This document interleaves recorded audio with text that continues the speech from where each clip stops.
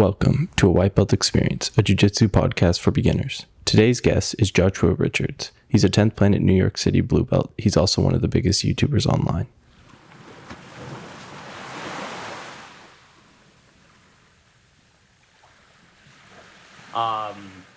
So I started like a while ago, and it was just like it was a pretty funny story. It was just like with my friends in the backyard, we'd like wrestle with each other and stuff.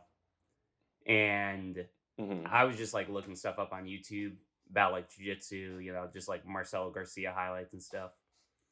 And eventually, just after high school, I just wanted like a new sport to do in college, so I started out like tried out jiu-jitsu, went to 10th Planet, and I kind of just stayed there since. So And why 10th Planet? I mean, you got like the Blue Basement out there. I mean, Marcella, why 10th Planet? if I'm gonna be honest, well, it was two things. One, like I just wanted to do no-gi Okay. because me and my friends were like wrestling, and we were just like in our shirts doing it. So like I was used to that, and I didn't want to like put on a gi. Like that didn't make sense to me. Also, like I was like, I was kind of like a broke college student, so the Blue Basement and like Marcello's, they were like $300 a month. They're like ridiculous price. Yeah, it wasn't really an option, to be honest. Wow. But also, everyone was like really chill at 10th Planet. Like I like the vibe and stuff. Yeah. Yeah, it was a Do you cross train with those guys ever? not really. I went to like Henzo's once. I like cross trained with like some different gyms though. Like got into like Unity and stuff. Yeah. Nice. Yeah, I was watching the transforming your friend into the 30 days and seeing you guys doing the like UFC on the cardboard. Yeah, dude, it was chopped. It was cursed. It was cursed. I mean, your buddy's starting a YouTube channel now, right? And he's really into jiu-jitsu and everything. Yeah, he is. Yeah, he's like pretty excited too. Is he over there at 10th Planet with you guys? So, he's like in college right now. So whenever he's on break in the city, he'll train 10th Planet, and then he's training at Vanguard out in Long Island. Oh, okay. Oh, I've heard they were just talking about that on B Team with Jason and as the coach. That's sick. Yeah, Jason's a monster. Yeah. Wow. Do you ever go out there? Yeah, I do, to visit him like every now and then. Yeah. How's the training there? Pretty good. They have like a lot of good people. Like a lot of good people just like drop in there too. So it's good training. Nice. The instructor's really good too. So yeah. Do you think that beginners should start a YouTube channel for BJJ? Like, what are your thoughts around that and kind of like the controversies, especially with like the lower belts starting them? Starting it, I think you should. I think you totally like should like go for it. I think it's just you should make like the right like type of content. Like when I started out, I wanted to make a channel about jiu-jitsu, but I didn't really like know what to do. So I was like, all I saw was like technique videos. But like when I first wanted to make one like as a white belt, but it's like I can't make like technique videos. I'm a white belt. You know what I mean? So it's like I don't know really what I would make. But like something like like a role, like just commentating your roles, like you could totally do that like as a white belt. So yeah, I'd say like go for it. Just make like the right type of videos. Do you think it helped your jiu-jitsu doing that, like commentating on your roles and kind of breaking stuff down? I think it definitely helps. Yeah. It definitely like. Yeah, just like it makes you like just watching my roles in general like helps a lot. You just kind of see the common like issues that comes up like with like the usual way things like don't work, or makes you really like have to like analyze it. Like now like all my roles I record them, like I'll have a phone on the side and I'll like watch them after. So it definitely does help. Yeah. Okay, so you're doing a lot of kind of like supplementary training outside of jiu-jitsu? Yeah, I like to do that. Yeah. I feel like I've gathered just a few like little tricks that I like to do with my training. Okay. how'd you get through like the nerves for posting? Because it's pretty tough. So It is, I know. Yeah, I was like, I hated the sound of my own voice too at first. I was like, oh my god, like I have to listen to it while editing. I'm like, this is horrible. Like this sucks. yeah. I think what helped is also first like um I kind of yeah, I don't know. I think like I just I mean, I think I put it off for a while. You Hmm. know, it's like but eventually I was just kind of like I think one thing that was nice was I didn't need to post it on like my Instagram where everyone who knows me follows me. I kind of had the YouTube channel, so I was like, you know, first I uploaded there, you know, and like I had like a TikTok too at first. I was like doing for a bit before the YouTube, Okay. so I had like some like time to like experiment, like feel less awkward, and then make the channel, and then I kind mean, of show everyone else, you know. okay. I mean, that's kind of crazy that you just started posting on the Instagram and TikTok, and then it went to YouTube, and like now you're probably one of the like bigger content creators in the space. Yeah, yeah.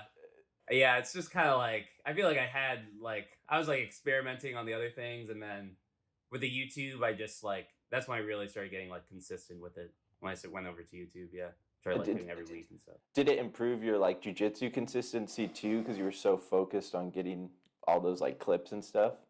I would say like I was already pretty like dialed in on the jujitsu. Like I was training like because I was pretty like serious about it. Like I wanted to be as good as I could be. Hmm. I kind of started YouTube as being like I wanted to find some kind of way to make money like doing jujitsu.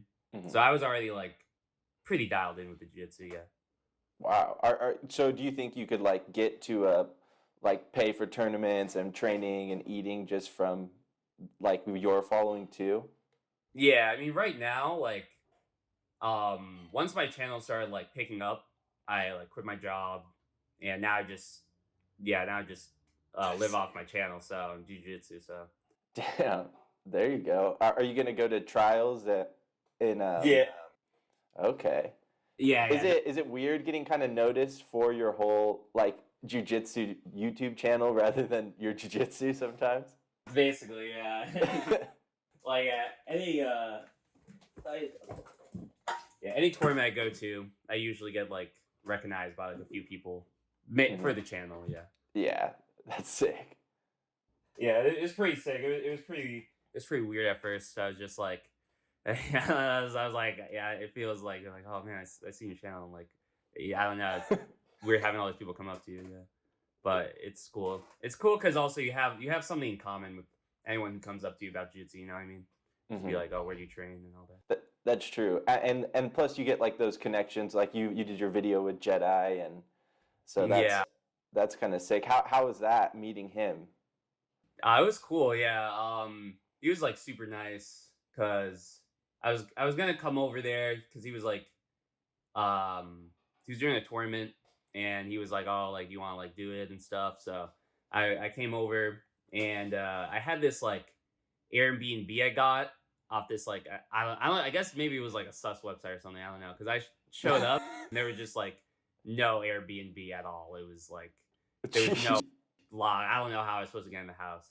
But then he like he really like blessed me because he was like, oh yeah, you can like stay with me and stuff, and he was like super nice. So Has has that opened like a lot of those opportunities for you where people are like, hey, come stay with me and you can train or whatever? um definitely like yeah, I mean like I think I'm like getting more and more kind of yeah, those like I guess yeah, those opportunities, those like connections, like and kind of just like putting like I guess like at B team, I did their competition, which was nice. Like let me train for like free after that for like the Oh day. wow. So it was Huh. cool. Yeah. How was that? How was going to the B team and like that environment? Yeah, everyone there was like really nice. Um yeah, it was cool. I think I was like I was a little everyone there was really cool, but before I like trained there, I also had a competition, but in the competition I felt like I didn't do like as good as I could have done, so I was a little bummed like for like my time in Austin after like competing, but it was cool though. Everyone was like really nice. Was it just like the nerves, you think, from being around all those guys? Yeah, that and also like the format they had was just like brutal because Really? the way it worked was it was like a round robin Hmm. with like I think it was like 6 people, and it would be like there is no breaks in between the matches basically. So it'd be like so you'd have like probably if you're on average like two matches in between like your match, but Hmm. if they both end by like a fast submission, you have like 3 minutes of rest. Jeez. Be on to your next one. But that's like for everyone. So it was just, and my first match like went the distance. And at the end, I was like defending a submission for a while. Hmm. So after that, I was pretty gassed. And then the next few matches go pretty fast. And then it starts like piling up. So it was just, yeah, that was definitely tough. But yeah, definitely like test my cardio. Yeah, are you doing like outside work now on your cardio just because of that? I'm not, to be honest. My cardio, I feel like, is actually like pretty good, like Uh-huh. pretty decent. I think that was just like pretty tough. I think it was more of it was more of a thing of like the rule set. Is like you just got to get the finish. If you don't get the finish and you go the distance, it's like you're gonna be at a disadvantage because Yeah. everyone just has that like. But for me, I feel like what I more so need to work on is just like my strength. Hmm. So I've been working out more, Yeah, but we saw you did the Gordon instructional. I'm Was still doing it actually. Yeah, really? yeah, I like it. Are you gonna get some of the supplements that Gordon has too? The supplements. Yeah. Unfortunately, it didn't come with the instructional, but Oh man, I heard there's a few world's champions that could help you out there. yeah, definitely, yeah, Yeah. yeah. Ask them for their plug, yeah. Yeah, there you go. So what are you doing like outside of the gym to kind of supplement your training? Yeah. Honestly, all I do outside the gym is just so right now I train. Right now I'm trying to have a lot of focus on my YouTube channel, so I'm just training 6 days a week, once a day. Okay. And then I'll work out usually like 3 days a week, and yeah. So that's mainly what I'm doing right now. Like Okay. And are you doing anything special for like your diet, or are you doing that, or just kind of whatever? No, no I'm trying to Chipotle yeah, Chipotle, challenges. yeah, no, Chipotle is the classic. Yeah. Right now for my diet, I mean nothing like special, but I'm trying to I'm trying to go up in weight. Mhm. Um, and so yeah, I'm just trying to get like either like in a caloric surplus, get like a good amount of protein in every day. That's Okay. mainly like what I'm thinking diet wise. Yeah. And then like, what resources are you finding? Because I know as like a beginner, it's really hard to kind of understand even like how to cut weight. Are you just Googling it or watching certain videos or studying? Yeah, it's all like on the internet basically, like all the information I've gotten like about working out too, like cuz there's a like Gordon's instructional is good, but it's also like I also looked at like other resources about like, how many sets should you do, all that like yeah, but yeah, I'm basically just most things I know are just like from articles, just like on the internet, some like different channels. I forgot the name of one of them, but usually like I like ones that are more like scientific. Like they show you like the studies that like show like, oh, you should do these many sets Hmm. rather than kind of like the bro science ones where it's just like trust me, Yeah, just do this and you'll get huge. you get huge. I'm also on Yeah. steroids, but Yeah. You're on steroids. Are you using any B cream either? yeah, using the V cream, of course. Supplementing with that. Yeah. Nice. Is it weird going into a gym and being like, "Hey, I'm a YouTuber and I'd like to record these roles"?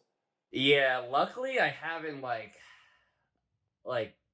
I haven't had to do that very often. Like I haven't done a lot of those videos. I'm trying to think.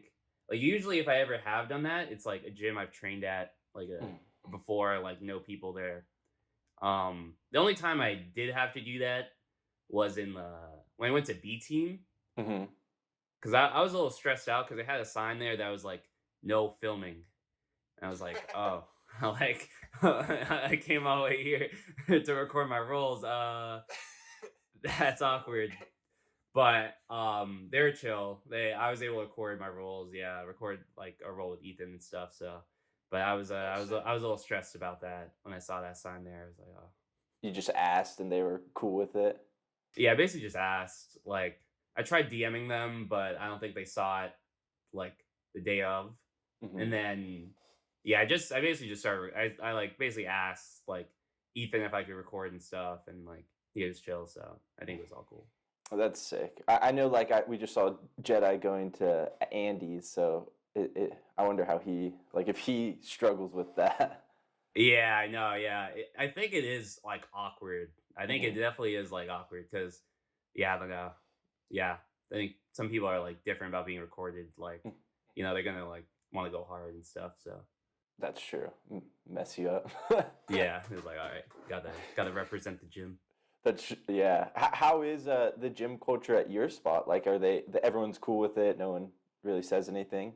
Yeah, everyone's like really cool with it. Like really cool recording. Like yeah, as long as you like ask people like before you roll, like oh, you mind if I like record this for YouTube? Like everyone's Yeah. chill. Like yeah, I think it would definitely would be hard if I was in a gym where they were like had a strict policy of like no filming or something. Like I know like Tyler Sprangler, his YouTube channel, like had to leave his gym because of that. So yeah, I'm Yes. happy they don't have anything like that. Yeah. Dang. What did your coach Ray think when you were like, "Hey, I'm gonna do a VR jujitsu match"? How'd Jiu-Jitsu. that conversation? That conversation. Yeah. I mean, they kind of just saw I like kind of came in one day and just started doing it, and then they were just like what is this? Like everyone was just like, what are you doing? Why does he have this like headset on? Like they like what? Yeah, but I think they just thought it was funny. Yeah. What was that like doing that VR jujitsu? Unfortunately, like the setup I had just wasn't very good. Like there was just like there was just a bit of lag, so it's like if you're like with how like you're all in jiu-jitsu, you're moving around and stuff. So if there's any like lag going on, that just you're here all of a sudden someone's just like around you. So it kind of sucked. It kind of sucked. But yeah, maybe someday I'll redo it when I have like somehow like I don't know. I meet someone who can like figure out how to like directly connect it or something to like the camera. Yeah. We got to get you with the Zuck, get you set up. Maybe he honestly, I feel like yeah, he's doing MMA. Maybe it's kind of in between. MMA meta. Yeah. I don't know. Yeah. It's a good middle point. Yeah, definitely. That'd be a good jujitsu video. Something about beating him. If you ever got to roll with it. I don't know if I can get that. I think he might get me banned. I think I might lose my Instagram. That's true. You might get shadow banned. Yeah, I get terminated. What's some kind of like advice you have for people that are wanting to get started in jiu-jitsu, but like I mean it's pretty intense to go to jiu-jitsu and get fucked up for like 2 or 3 classes. So like what advice do you have for people that are struggling with that? Yeah. I think advice. I think like I think you're gonna have to like you know I think there's like a lot of positives to doing jiu-jitsu, you have to like get in shape, learn how to defend yourself. It's just a really like fun sport to do.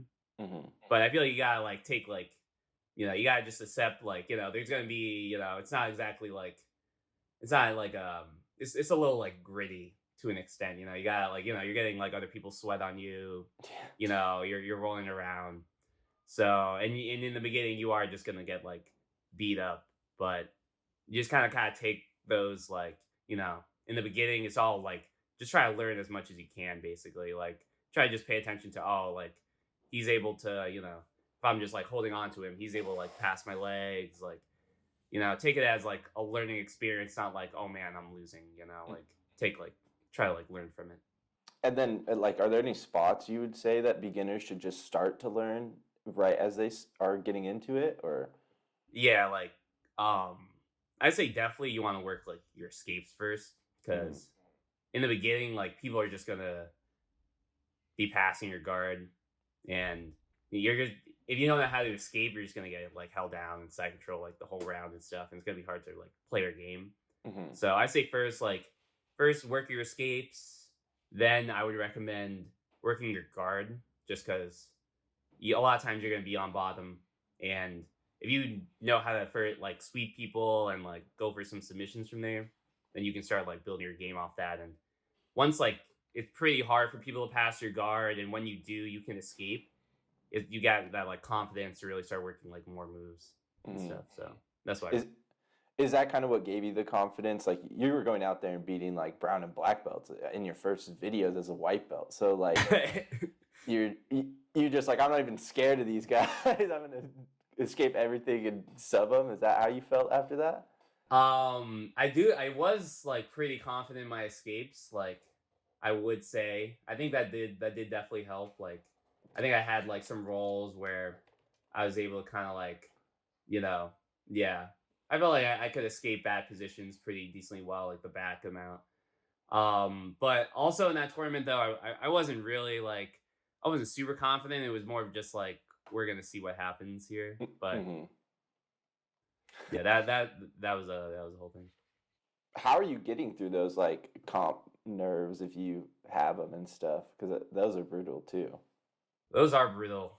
To be honest, I think for me, the way I've done it is just like I've just progressively just gotten more and more like used to it, just Mm-hmm. competing and stuff.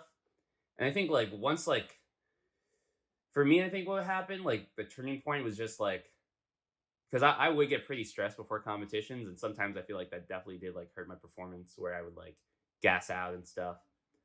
But I think like progressively, just like doing more and more competitions, eventually it got to the point where like I had like one or two competitions where I went in, and once I got on the mat, like the nerves were gone, and I Mm-hmm. was just able to like compete normally.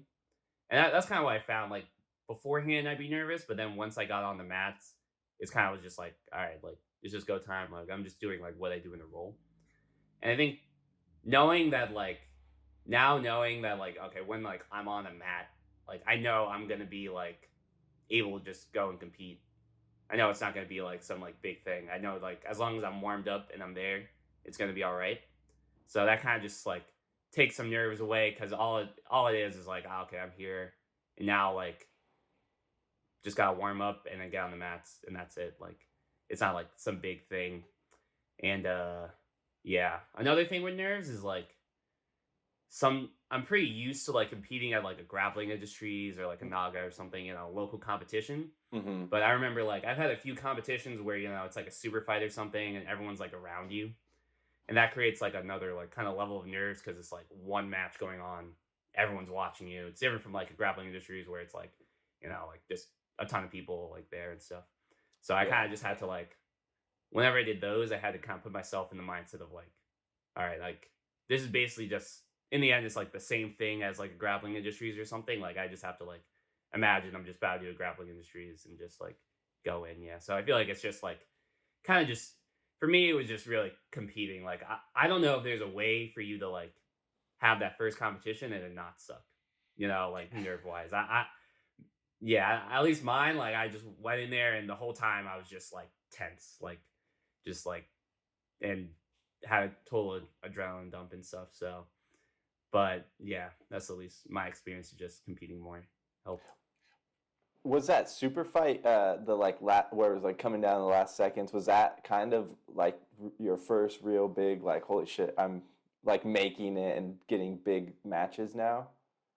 The one with the armbar, Yeah. or yeah, that one, I would say, um, that was definitely like I think that was yeah, that was I had like a super. I think that was probably my first like kind of bigger super fight. Like they had like pretty good setup there. They had like everyone around. They had like Mm-hmm. these lights up on the ceiling and stuff. So that was probably my first like. There was some like extra nerves on that one. I would say yeah, Did you and Yeah. Did you just reach out to them, or they look for you, and that's kind of how that match came up? Yeah, I think I had been reaching out for them for like a bit before that. I think they may had like one event before that, and I reached out to them and they didn't have space, so I think I just kept like hitting them up, and Okay. I think they saw me like I actually did have another super fight before that at like finishers, Hmm. and yeah, I think they saw me like win that one, and then they kind of were like convinced like, oh yeah, you can do this one too. But yeah, that definitely helped. Like, yeah, it was interesting. Does a YouTube help you kind of get more of those like bigger name super fights, you think? People are like, oh, I know that guy, so it's more eyes. I think so. I mean, I think most cards, it's not like depends like what it is. Like who's number one, that's like pretty hard to get. But most cards, like if you hit up the owner, like or your coach hits them up, like they're gonna usually have space for you. You're gonna be able to get that super fight. I would say one time it helped was I don't know if this helped, but I did the when I did the B team competition. I think maybe I like I had the follow. I think they like knew I had a following and stuff. I think that might have helped. I'm not sure if that's why they decided to let me do it, but they had like an application process and stuff. So I think that might help there. Yeah. Oh wow. Okay. And like in terms of competing, like what is the ideal? Like how many times a month should you be competing as a beginner? And like where do you think you should kind of put your trajectory on that? Well, are you trying to like? Is this a beginner trying to become like competitor and stuff, or like yeah, trying to take it more serious? Um, I think like I think your first competition you should do once. I think putting a time on it would be kind of hard, but I say once you can like escape, once you know like all right, like someone passes me, I know like how to escape, Hmm. and you have like either I'd say like probably like a few like attacks from guard, like a few guards you use, like a few like sweeps you go for, Hmm. and if you're gonna like wrestle, just know like a takedown or two. Like once you have like that, then like I think you're good to compete.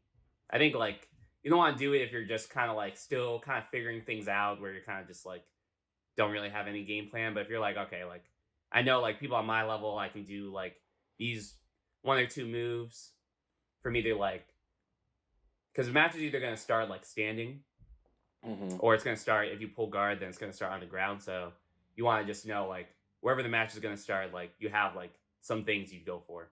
So for me that was like 3 months in because I was training a lot, but that might be like 4 months for you. And then at that point I would say like just like every if you're trying to get the most out of it, I'd say like competing once every month if you're really like because the more you compete, the more you're gonna get used to it. Like I said earlier, the more you're just gonna become like the nerves are gonna go away. Like that's Hmm. honestly what I think is the best way to not get the nerves. And then, but I think also like having some times when you're not competing is also good. So like sometimes like because if you're always competing, you're gonna be like in the mindset like oh I have a competition coming up, and you're gonna be less likely to like work things. So I think it's good like in the beginning to compete a lot and then also have some phases where like, for 3 months don't compete and, just like kind of work your game, don't have like that pressure on you. So I think it's kind of like you gotta go through those cycles, like either like once every month or, take like 3 months off, you know. Hmm. That's what I would recommend, yeah. Okay, and just kind of do it easy. And would you look for like bigger competitions if you're doing the like take a couple months off and then compete, or would you just be like doing locals? Um if I mean yeah, basically like I'd say like before you do a big competition, I do like to like have already competed like kind of recently before that. Hmm. Like I don't like going like 3 months off from competing and then just like you know compete in like a really big tournament just because like I like to still like because I feel like it just helps you get like more used to competing. Yeah, sometimes you take too long a break. I feel like you could lose a bit, but yeah. Okay. Yeah, and we just saw you won gold at your first IBJJF Yeah, How'd that go? How was that tournament? it was good. Like, I had done like an IBJJF before that, like IBJJF or two, and the rules, like, I kind of hate the rules, but also it's like it's such a big part. They're like such a big tournament in jiu-jitsu that you kind of got to learn it. Yeah. So my first time competing in it, it was just like it just sucked because I I pulled guard and the other guy pulled guard. Mm-hmm. So then I was like, oh, like I'm gonna just get up and pass. But then as I got up, he like ankle picked me and into like a single leg, and then got 2 points for taking me down. And then I just like lost the match off that, and I was like, oh man, like this sucks. I was like, this is. So I kind of had to like kind of had to have a phase where I just like kind of had more positional game for a bit, and yeah, I'm happy I was able to win one. And I wanted to do worlds, but I actually missed weight for that, which is pretty funny. But that's really long. Okay, I was wondering why there was no Worlds YouTube, and you were there too. So Yeah, yeah, it would have been nice YouTube video, like being like I don't know, competed at Jiu-Jitsu World Championships, but fortunately, I was I don't know, I think it was just a series of things, like because it was my first time really like traveling and cutting like so much weight, and then like my flight was like too. I had to like I tried eating food like at the airport, and I got these like nuts at the airport, but like I don't think their nutrition label was like accurate because I was trying to like lower like my sodium intake, but I think they had like salt in it. So the next day I was just like way heavier than I should have been, and yeah, then there's only like a limited window to like weigh it and stuff, so I just like couldn't like make the weight in time. So that kind of sucked. Yeah, because also I was training a while for it too. Like I had a whole like few months. I had like a camp going on for like months. Like yeah, kind of just working that. Wow. I don't know if I call it camp, but I was training pretty hard. Damn. Did when you're doing those camps, are you just studying rules and like learning that tournament specifically, or are you just focusing on submissions and like what is that camp look like? So IBJJF, it was really just like it was really positional because that's kind of like how like the rule set works. A lot of people like if they get like if they like sweep you or something, they get 2 points, they'll just like stall for the rest of the match and stuff. So, and that I was really just focused on. All right, like don't get scored on. Like I was working like my guard passing and my sweeps mainly, and so it was like less submissions. And now I'm working more like leg locks and back takes, kind of working like more EBI stuff now, since that's over. Okay. What are your thoughts on white belts learning heel hooks? I think, what are my thoughts? I think like if you have the right like gym environment and you really like teach people well, I think it's honestly a good thing. But it's a risky, it is like I think it is kind of like, I think less people would get hurt if you just said white belts.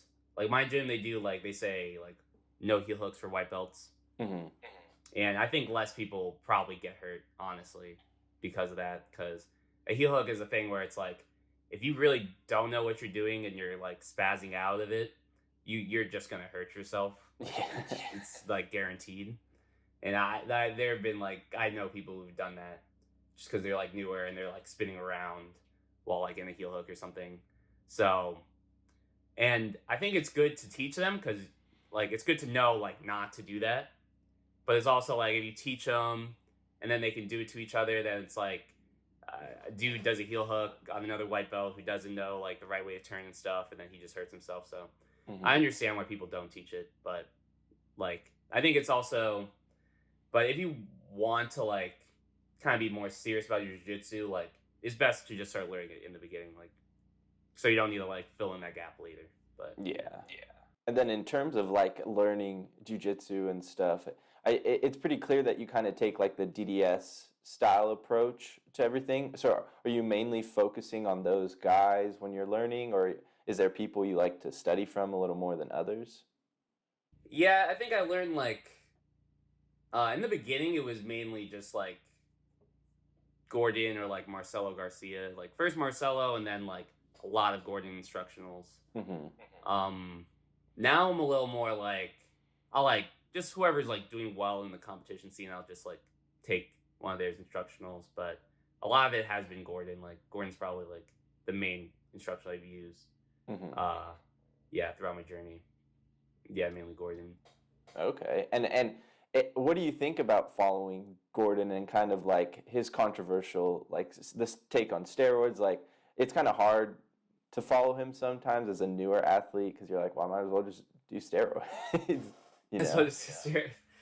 Uh yeah, I mean like I don't think I think I don't like disagree with his take on steroids because at the end of the day it's like you know, ADCC isn't saying it's not allowed to do steroids. You know, like this whole thing is like a whole controversy, but they're not saying like you can't do steroids. Hmm. So it's just the reality of it. It's honestly like good that he's like open about doing it. Like at least he's not like lying about it. Like he's telling the truth, Hmm. and it's like and that has like it has that negative effect where it's like gonna make other people do it and stuff if they're like trying to like really be the best. But it's kind of just like it's kind of just how it is, you know what I mean, because there's no drug testing and stuff. So Hmm. It's just we just got to deal with it. it's kind of got to deal with it. I'd say if you're thinking about doing it, just like I don't know, make your own decision. I'm not planning on doing it, just yeah, personally, but yeah. Okay. And then let's just get some BJJ hot takes from you. Okay, BJ hot takes like Yeah, it's on anything. Let's just fire them. man, hot takes. Um, I mean, all right. Well, one. I mean, I think like I think the like traditional like class structure isn't like if you're really trying to get better, I don't think that's like the best way to learn. Hmm. Like that's what I'll say. Like personally, just because like at least from my experience, like because also when I started, like I was already watching YouTube videos and stuff about jiu-jitsu, but I just think like class, like I think it's great, especially like in the beginning, but it's kind of like it just has a lot of like problems with it because it's like Hmm. you know, especially like a class. A lot of times they're gonna be like teaching some. There's gonna be all different like levels in a class. Like ideally, you want like a beginner's class and stuff, but like usually a new beginner and someone who's like maybe a year in is going to be like really different what they need. So every day you're getting like a lot of like different techniques and stuff, and it's hard for you to really like make a system out of it because Hmm. like even if a class like has a curriculum, you're going to miss like certain days and stuff. So Yeah. it's really like it's hard for you to really like get like ideally like what you need. You're gonna learn like and like a lot of times, like I said before, like a beginner they need like escapes, Hmm. but like you know there's also other things like to teach a beginner. You're gonna teach them like a guillotine or like your armbar close guard, all these different things. So it's like if you're a beginner and you need to learn like escapes, but like maybe the beginner's class is on their like you know like front headlock, like guillotine, like weak or something, then you're like you might go a while without really learning like those escapes that you honestly like every beginner kind of like needs those, and there's like first classes. So I think, and also just when you also like go up in level, it's kind of like so once you're like a blue belt or something, like there might be like holes in your game where I need to like I need to work my leg lock defense or this or that. But like a class, you're one person, so a class they have like they're trying to like help the most people as possible, so they might be teaching something else that more people need. And that's why I think like instructionals are kind of like the way to go if you really want to like learn better. Hmm. Yeah. So you've had some success training your buddy. He took gold in his first tournament. How would you structure that? Like if you were the coach, how would you start structuring your classes, and what would be the ideal training environment for you? Ideal? Mm-hmm. Yeah. Is it like a big beginner or? Yeah, as a beginner, like someone who wants to start, but they're serious. It's more for serious competitor. Yeah, serious. I would say like I think I would structure it like for me. I think like two techniques, two Mm-hmm. to three techniques. I think is best. Like I think once you get to four, it's like that's gonna be pretty hard for you to like remember those. And then I would say like um I think I like personally if you're really like trying to get better, I think like positional training is super important. So I would say like I would do like probably usually like two techniques and then just go live like from the position that we showed the technique in, just so Mm-hmm. you can actually like get reps with the technique. Because a lot of times like you'll learn the technique and then you just go into rolls and then maybe if you're lucky you'll hit the technique like one time, but also everyone is kind of aware they just taught the technique. It's going to be hard to really like hit it in your rolls unless you're really like particular about who you roll with. Mm-hmm. So I think it would be a lot easier, yeah, if you just had like you went live afterwards. Yeah, and then after that go regular rolls. Like probably go live for like 3 rounds and then just go into rolls. Yeah. So more active training those positions and just drilling the move. Yeah, definitely. Okay. And then what's kind of your like goals for 2023 and your channel and jiu-jitsu, and like where are we gonna see you this year? I think my main goal. I mean, I want to like. I want to. I think I want to like release an instructional and start like, start teaching some more people, and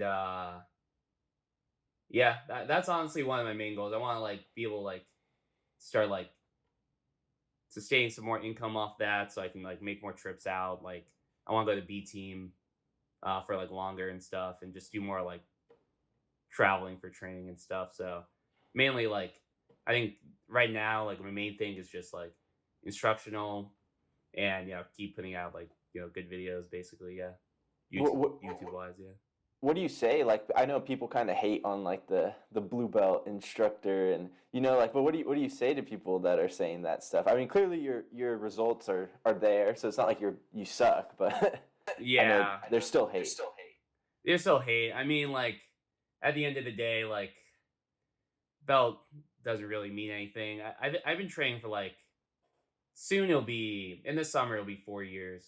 Mm-hmm. So I think at that like and the whole time I've just been completely like immersed in jiu-jitsu, and like I think at this point like like I can go in competition and like kind of like like on my channel I've like beat like black belts and stuff, and like I think at this point I'm like I can definitely, and I think I've had experience like teaching people and stuff. So I mean, people can hate, but I don't know. It kind of just is what it is.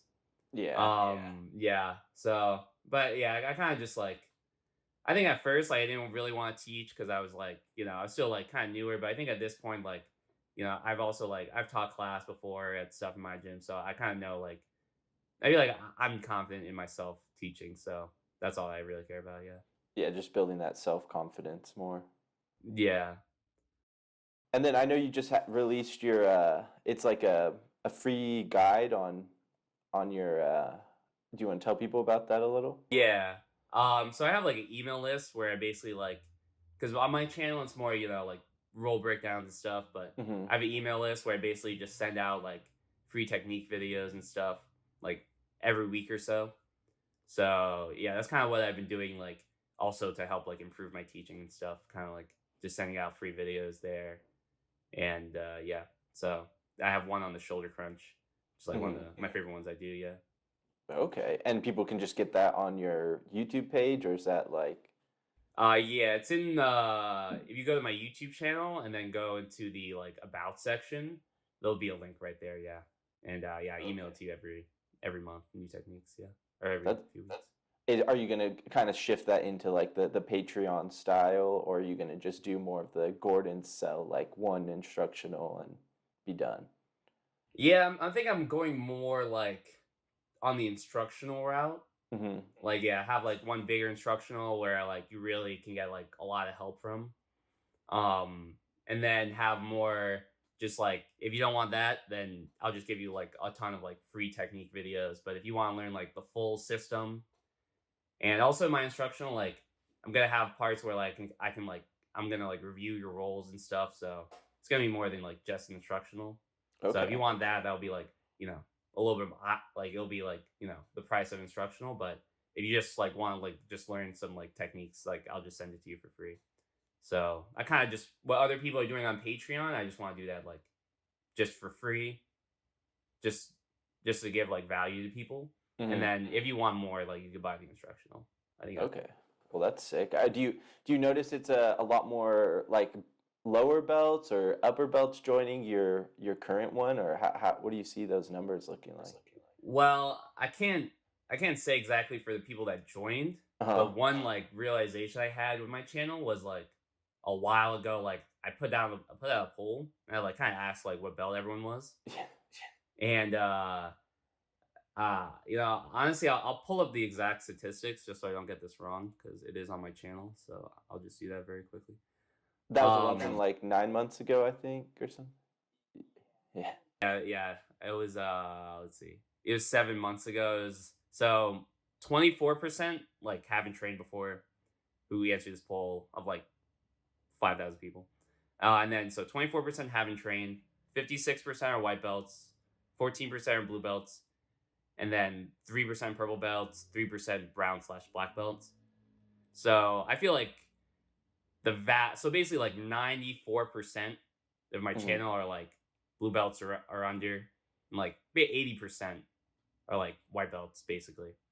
So I'm kind of like with the instructional and all my videos, I'm trying to have them be so like a white belt can really like gain value from it, since that's like the majority of people who watch my videos.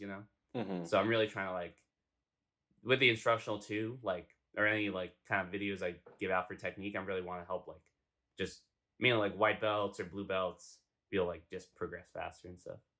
Do you think it's easier to start a YouTube channel and kind of go in that direction? Because if you look at like Giancarlo Bodoni's channel, I don't think it's in terms of like YouTube metrics, it's not the greatest, but he has like really good information on there. He does, yeah. No, I like watching his stuff. I think a YouTube channel is like I think it's super helpful. Like Mm-hmm. especially like yeah, I think as like a competitor, because a lot like in jiu-jitsu you're not really going to be able to make money just from like competing and stuff. Yeah. Like very few people are able to do that. Like if you're in like one championship, like you could do that because they just give you like 50K bonus and stuff. But or if you're like Gordon Ryan, Yeah, that's true. yeah. But otherwise you gotta like sell instructionals. Mm-hmm. So I think like basically I think like a YouTube channel can like kind of do two things for you. One, it gets like your name out there. It lets people like know like, oh, this guy's like good at jiu-jitsu. So like if you could like yeah, I think like B Team, they're doing a great job of that. I think they're probably getting like a lot of people like know about them, like buy their instructionals with their channel.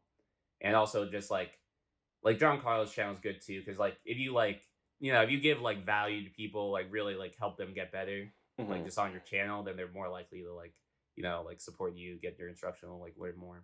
So Okay. yeah, his channel is really good. Yeah. Sweet. And then just kind of like tell everybody what your plan is for the year, and like anything big you have coming up and tournaments. You're gonna go for trials, so we'll Yeah, just we'll see trials. Yeah, trials will be interesting. My main goal right now is just so there's in the local scene there's this competition called Finishers Sub Only, hmm and they have like a belt and stuff. So my goal right now is eventually like try like getting the 145-pound title there, and yeah, kind of just they have it open at the end of the month. I'm trying to do that, which is like a tournament, and they also have like super fights really often. So I'm really just trying to compete in that a lot. because I also find that like I like that kind of rule set just like for my own training and stuff because it's more like submission focused. Hmm. And I was doing IBJJF for a while, but that's more like points and stuff. And it kind of like sometimes it even encourages you not to go for the submission because you could like, sometimes you go for the sub and then, say you go from the sub from top, you fall down to bottom, like they get 2 points or something. So it's like, kind of make, I didn't really like my game as much when I was doing that. So I really like, just focusing on the sub only right now. And yeah, just doing like finishers, try to get like the belt there and then, see whatever happens after that. That's the Bethlehem 10P? Okay, with Renee and them. Yeah, Renee's there. Yeah. Oh, sick. Okay, and then yeah, I mean, just kind of to like cut it out. Let's tell everybody kind of how to find you and let's just plug all your stuff. Yeah. So my YouTube channel is Josh Rich BJJ. And then you can find me on Instagram at Josh Rich IV. And yeah, those are the 2 social medias I use. And yeah, thank you, bro, for the podcast. It was great. Yeah, so this was sick. I'm glad to talk to you, and it was awesome. You too, man. No, this Thank was you. awesome.